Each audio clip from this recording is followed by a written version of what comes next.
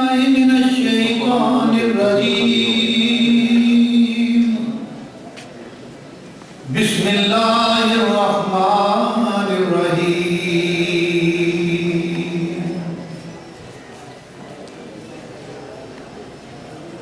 يريدون ليطفئوا نور الله بأفواههم والله متم نوره ولو كره الكافرون هو الذي أرسل رسوله بالهدى ودين الحق ليظهره على الدين كله ولو كره المشركون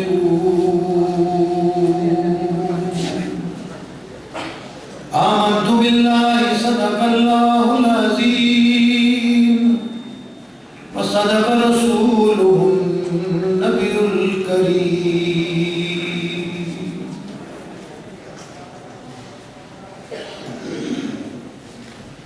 برادر محترم جناب ڈاکٹر انوار الحق صاحب امیر جماعت اسلامی ضلع صاحبان، برادرم ڈاکٹر طاہر سراج صاحب، برادرم جناب شیخ شاہد حمید صاحب، دیگر ذمہ داران جماعت اور میرے معزز و محترم حاضرین مجلس،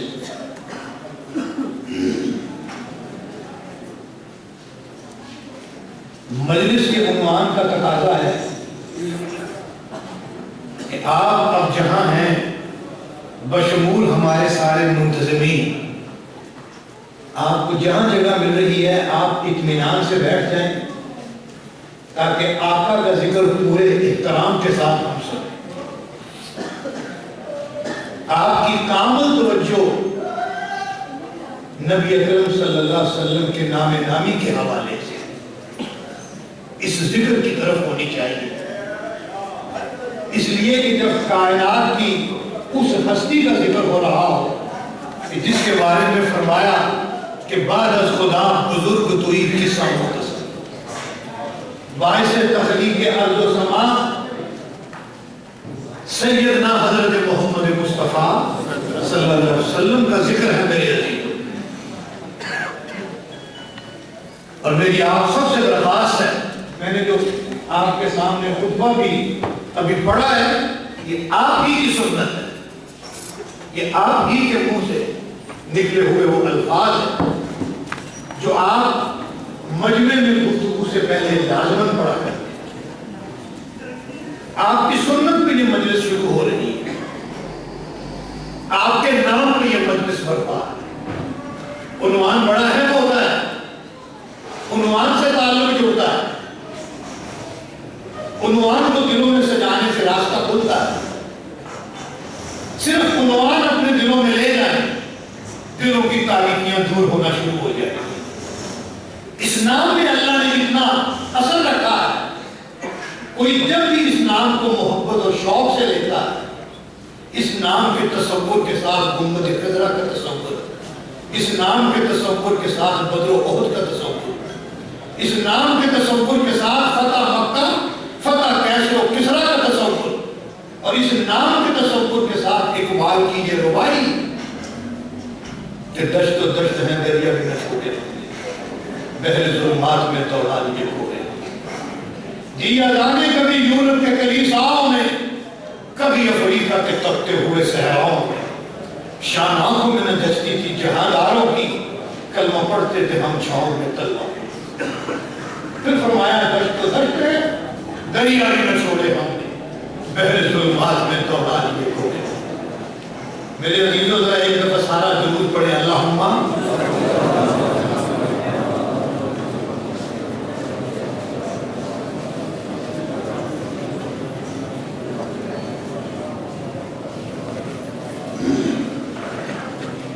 میرے عزیز اویس قاری ابھی آپ کے سامنے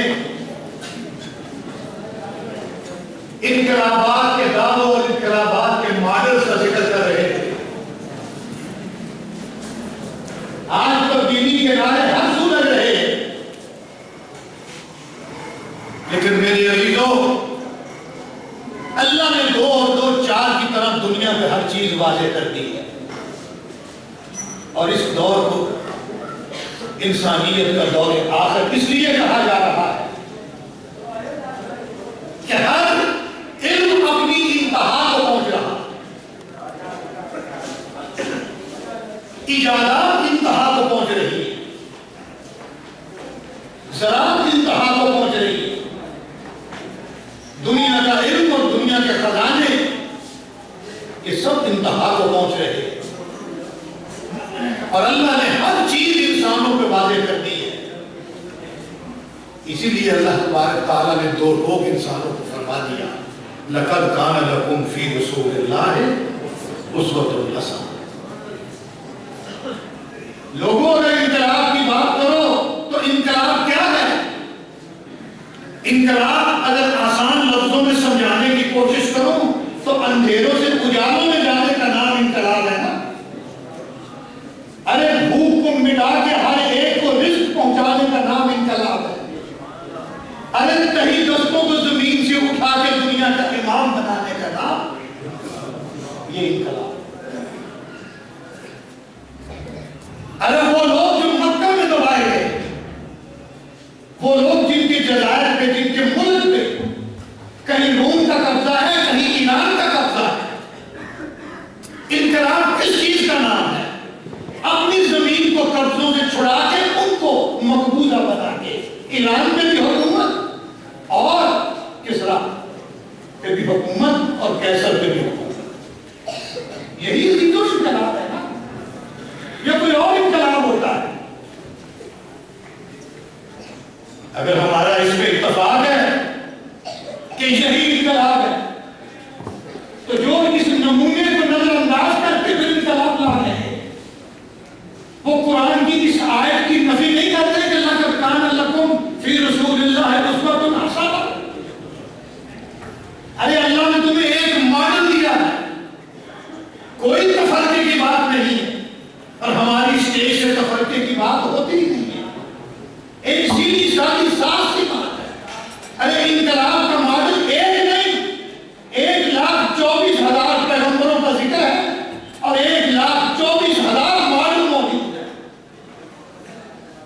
میرے ابراہیم کا انقلاب دیکھو، ارے سیدنا موسیٰ کا انقلاب دیکھو، ارے سیدنا عیسیٰ علیہ السلام کا انقلاب دیکھو، ارے حضرت نوح، حضرت آدم سے لے کے محمد مصطفیٰ صلی اللہ علیہ وسلم تک، ارے دنیا میں کیسے کیسے انقلابات ہیں۔ آپ کے کانوں میں ان انقلابات کی جھلکیاں ضرور پڑی ہوں گی، لیکن سارے انقلابات سے کامل اور اکمل، سارے انقلابات کے اوپر حاوی، سارے انقلابات کا خلاصہ، جس میں اللہ نے روحانیت بھی بلندیوں پہ پہنچائی، جس نے اللہ نے دنیاوی امانت بھی عطا فرمائی، جس نے اللہ نے رزق کے خزانے بھی انسانوں پہ کھول دیے، جس نے اللہ نے 23 سال کی مدت میں ایک قوم کو دنیا کا حاکم بنا دیا، یہ کامل و اکمل انقلاب محمد مصطفیٰ صلی اللہ علیہ وسلم کا انقلاب۔ لوگوں ہماری آنکھوں کے سامنے انقلاب آیا، لوگوں انقلاب کون لے کے آیا؟ لوگوں انقلاب کوئی جٹھوں سے آیا، کوئی طوائفہ کے ڈانسوں سے آیا، انقلاب تجارت گاڑیوں سے آیا ہے؟ حضرت عائشہ میری اور آپ کی اماں فرما رہی ہیں، ارے 3 مہینے گزر جاتے میرے گھر کے چولہے میں آگ نہیں جلتی۔ عزیزوں، انقلاب کا میٹیریل کہاں تیار ہوا ہے؟ موضوع اتنا وسیع ہے، میں چند اشارے آپ کے سامنے رکھوں گا۔ ارے میرے عزیزوں، حضرت ابو ہریرہ رضی اللہ تعالیٰ کے نام زبان پہ آتے ہی ارے سر تسلیم خم ہو جاتے ہیں۔ ارے وہ شخص جس نے حضور کی زبان سے نکلے ہوئے الفاظ کا سب سے زیادہ ذخیرہ امت تک منتقل کیا ہے، اتنی بڑی ہستی مسجد کے باہر کھڑی، اور دل میں خیال یہ ہے کہ کوئی مسجد سے نکلنے والا ساتھی حسب معمول گھر کھانے کے بلا دے اور میرا کئی دنوں سے جاری فاقہ ختم ہو۔ میرے عزیزو، اتفاق ایسا ہے کہ آج اس طرف کسی کی نظر نہیں گئی اور مسجد نمازیوں سے خالی ہو گئی، اور ابو ہریرہ مسجد کے صدر دروازے پہ کھڑے ہیں، ایک ساتھی اور آ جاتا ہے اور وہ ساتھی آ کے کہتا ہے ابو ہریرہ مجھے ایسا لگ رہا ہے کہ تجھے بڑی بھوک لگی ہوئی. کہا بات تو سچی ہے, تمہیں کیسے پتا چلا؟ کہا در حقیقت میرا بھی حال یہ ہے, میرا حال بھی یہی ہے. حضرت ابو ہریرہ نے پورا دل کا ہاتھ کھول دیا. کہا یار میں نے تو بات ہوئی ہے, روز ہی ایسا ہوتا تھا, ساتھی دسترخوان پہ لے جاتے تھے, آج کسی نے دعوت ہی نہیں دی. اب بھوک میں تو بڑا ستایا ہوا ہے, اب کیا کریں؟ کہا یہ بھی در ہے, اسی پہ جا کے کٹکھٹاتے ہیں, اور وہ آقا اور مولا کا در ہے, محمد رسول اللہ صلی اللہ علیہ وسلم کا در ہے. اسی کو جا کے کھٹکھٹایا, آپ اندر سے باہر تشریف لائے, ذرا حیرت اور استعجاب سے فرمایا کہ ابو ہریرہ ابھی تو مسجد میں ملاقات ہوئی تھی, تھوڑی ہی دیر پہلے تو ملے, کیا معاملہ ہے؟ سارا قصہ رکھ دیا. حضور بھوک سے بڑا برا حال ہے, اور یہ وہ گھر ہے جہاں کی روایت میں نے حضرت عائشہ ام المومنین کی آپ کو سنائی ہے, لیکن سوالی کوئی کبھی خالی ہی نہیں ہے, یہ آپ کا معجزہ ہے. حضور اندر تشریف لے گئے, 3 کھجوریں لے گیا, دونوں کو ایک ایک کھجور دی. دیکھا ابو ہریرہ جلدی سے ایک کھجور کو اپنے اس ہزار بند کے اندر چھپا رہے ہیں, اڑس رہے. پوچھا ابو ہریرہ کیا کر رہے ہو؟ فرمایا اللہ کے نبی اماں بھی میرے ساتھ کئی دن سے فاقے سے, یہ ایک کھجور ان کے لیے لے کے جا رہا ہوں.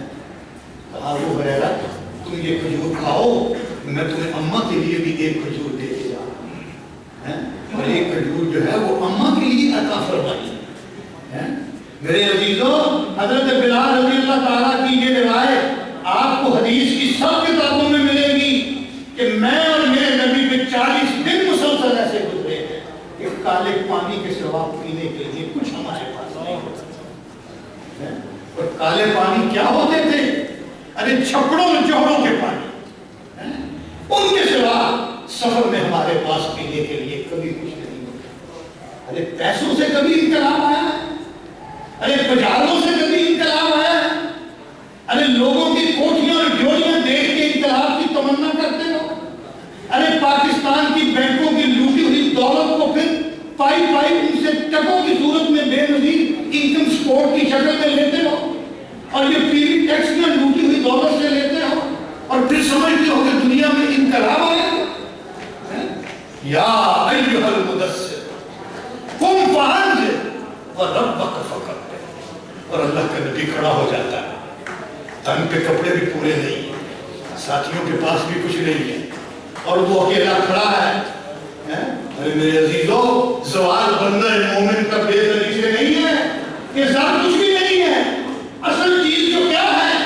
اصل چیز وہ کردار ہے جو اللہ نے محمد رسول اللہ کی شکل میں ہمارے سامنے پیش کیا ہے, اور کہا لوگو میں نے تمہارے درمیان عمر نہیں گزاری, میں نے تمہارے درمیان عمر گزاری ہے, بتاؤ میں کیا ہوں؟ تم صادق ہو, تم امین ہو, تم سچے ہو, تم وفادار ہو. یہ کردار کا سرمایہ ہوتا ہے, اس پہ انقلاب کی بنیاد رکھی جاتی ہے. میرے عزیزوں, کردار اصل چیز ہے. اس لیے فرمایا لقد کان لکم فی رسول اللہ اسوۃ حسنہ, یہ نمونہ دیکھو میں نے اپنے نبی کا. اس لیے غربت کے اندر جب آدمی پاکیزہ جذبوں کو جوان کرتا ہے, کسی کا دست نظر نہیں ہوتا, کسی کی دولت پہ نظر نہیں رکھتا, اپنے اندر پگھل کے اپنے آپ کو بھٹی میں ڈالتا ہے, تو وہ ایک کردار تیار ہوتا ہے جسے کوئی دولت کے زور پہ نہیں خرید سکتا, جسے کوئی جاگیر کے نام پہ نہیں خرید سکتا, جسے کوئی کوٹھی اور پلاٹ کے نام پہ نہیں خرید سکتا, جسے کوئی بلدیہ کی کونے والی دکان کے چکر میں اپنے زیر دام میں نہیں لا سکتا. اور یہ وہی کردار کہہ سکتا ہے کہ میرے ایک ہاتھ پہ چاند رکھ دو, میرے دوسرے ہاتھ پہ سورج رکھ دو, میں اپنے مشن سے باہر آنے والا نہیں. اس لیے میرے عزیزوں, میں نے یہ پہلی بات آپ سے گزارش کرنی تھی. ارے ہم سب سمجھتے ہیں ببول کے درخت پہ آم کبھی نہیں لگتے, کوئی مائی کا لال ایک بھی نہیں ملے گا جو یہ کہتا ہو کہ ببول کے درخت پہ, جس کو ہم بول کا درخت کہتے ہیں, بول کے درختوں پہ کبھی آم لگتے ہیں. ارے کبھی ناریل لگتا ہے؟ ارے ناریل کے درخت پہ کبھی سنترا اگ سکتا ہے؟ تو پھر بتوں سے تجھ کو امید ہے، خدا سے نہ امید تھی، مجھے بتا دو صحیح اور کافری کیا؟ آپ سوچیں تو صحیح ہے۔ ارے وہ لوگ جو محمد رسول اللہ کی زندگی سے بالکل برعکس ہو، سیرت کے جلسے کرو اور معراج بھی مناؤ اور ٹوپیاں لے کے ہر مجلس میں آگے بھی بیٹھو، اور پھر کوئی کافلی بن جائے اور کوئی نون لیگ بن جائے، کوئی پی پی پی بن کے کسی کی ظلم کے اسیر ہو جائے، اور کوئی کسی کی دولت کا اسیر ہو، اور کوئی کسی کے پیسے کا رکھوالا بن جائے، کوئی کسی کا فرنٹ مین بن جائے، اور پھر وہ پاکستان کی لیڈرشپ ہو اور یہودیوں کے گھروں میں جا کے ڈیرے ڈالیں اور وہیں وہ پروان چڑھیں اور قوم کو تبدیلی کا نشان اس طرح دیں کہ ایک طرف کے چوروں کو وائٹ واش کر کے دوسری طرف لے آئے۔ ایسے دنیا میں انقلاب آتے ہیں۔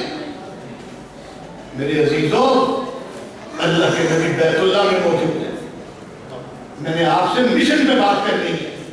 اصل چیز مشن ہے۔ دیکھیں ایک آدمی جدہ کا سفر کرتا ہے، اپنے کاروبار کے لیے سفر کرتا ہے، ایک آدمی حج کے لیے سے جاتا ہے، ارے وہ بیت اللہ تک پہنچتے پہنچتے ایک ایک قدم کے بدلے کروڑوں نیکیاں سمیٹتا ہے، لیکن جو تجارت کے لیے جاتا ہے اس کو تجارت ملتی ہے، اس کو نفع ملتا ہے۔ مقصد سے مشن مقدس ہوتا ہے، مقصد ایک چیز کو مقدس کرتی ہے۔ ایک آدمی مسجد کا وزٹ کرنے گیا ہے کہ اس کا ایئر کنڈیشن کہاں لگے گا، وہ مسجد سے آ گیا ہے، نماز کا ٹائم ہے، اس نے نماز نہیں پڑھی ہے۔ ایک دوسرا آدمی نماز کا وقت سمجھ کے دوڑ کے مسجد میں گیا ہے، دونوں کے جاننے میں بڑا فرق ہے۔ مقصد سے مشن مقدس ہوتا ہے۔ اور نبی اکرم صلی اللہ علیہ وسلم کی زندگی ہے کہ میں نے قرآن پڑھا ہے آپ کے سامنے، اللہ فرما رہے ہیں لوگ میرے نور کو پھونکوں سے بجھا لینا چاہتے ہیں، میرے اپنے ہاتھ کے تراشے ہوئے صنم خانے میں بھگوان بنے بیٹھے ہیں۔ آپ نے یہ شعر سنا ہے نا، یہ خود خدا کا ثابت کرتا ہے کہ وہ بندہ جسے میں نے بنایا، وہ بندہ جس کو زبان میں نے دی، وہ بندہ جس کو چلنے کی طاقت میں نے دی، وہ بندہ جس کو ماں کے پیٹ میں میں نے سنبھالا، وہ بندہ جس کے رزق کا انتظام میں نے کیا، وہ بندہ جس کو دنیا میں نے کیا آیا۔ فَالْجَنُّ الْإِنسَانُ مِمَّا خُلِقَ۔ تو کیسے پیدا ہوا ہے؟ تو کس راستے سے دنیا میں آیا؟ تو کہتا ہے کہ میرا بیٹا میرے بڑھاپے کی لاٹھی، اور جب تو لاٹھیاں بھی پکڑنے کے قابل نہیں تھا، جب تجھے لاٹھیوں کا بھی تصور نہیں تھا، تو تم میرا بندہ، تو میرے سامنے کھڑا ہے، تو نے میرے سامنے نفع لگایا، اور تم میرے نور کو بجھا دینا چاہتا ہے۔ ہمیں امریکیوں سے بھی کوئی نفرت نہیں ہے، ہمیں ان کے لیے دعا گو ہے، ہمیں برطانویوں سے نفرت نہیں ہے، ہمیں پورے ناٹو سے کوئی نفرت نہیں ہے، یہ اللہ کی مخلوق ہے، ہم ان کے لیے دعا گو ہیں کہ اے اہل نظر، ذوق نظر خوب ہے لیکن جو شے کی حقیقت کو نہ دیکھے وہ نظر کیا۔ رب ان کو نظر دے دے کہ تمہیں پیدا کس نے کیا ہے۔ ارے تمہارے اوپر چمکتا سورج تمہیں بتا رہا ہے کہ تمہارا کوئی رب ہے۔ ارے یہ رات آ رہی ہے، اوباما کے باپ کو وہ اس سے روک کے دکھا، اور رات کے پردوں میں سے جب وہ دن کو نکالتا ہے تو کوئی اس کو روک کے دکھاتا ہے۔ ارے زمین کی تہوں سے رزق نکالنے والے تو تم پہچانتے نہیں ہو۔ ارے تمہیں رات کو لوریاں دے کے سلا دیتا ہے، اس کو جانتے نہیں ہو۔ ڈھونڈنے والا ستاروں کی گزرگاہوں کا اپنے افکار کی دنیا میں سفر کر نہ سکا۔ ہم کہتے ہیں کہ تم اپنے افکار کی دنیا میں سفر کرو، اور تم اللہ کے نور کو پھونکوں سے بجھا دینا چاہتے ہو۔ ہر دور میں بھی ہوا ہے۔ اس کے معنی بعد اللہ نے فرمایا کہ میرا نور پھونکوں سے نہیں بجھایا جا سکے گا، میں نے اس کا اہتمام کیا ہے، اور میرا اہتمام کیا ہے وہ میرے انبیاء ہوتے ہیں۔ کہیں میں نمرود کے مقابلے میں ابراہیم کو لے کے آتا ہوں، کہیں میں فرعون کے مقابلے میں حضرت موسیٰ لے کے آتا ہوں، کہیں میں پوری قوم کے مقابلے میں 900 سال تک اپنے نور کو کھڑا کرتا ہوں، اور کامیاب و کامران میرے نبی ہوتے ہیں۔ مان بات فرمایا هو الذی ارسل رسولہ بالہدی ودین الحق لِیُظْہِرَہُ عَلَى الدِّینِ کُلِّہ۔ میرے عزیزوں، یہ بڑی بنیادی آیت ہے۔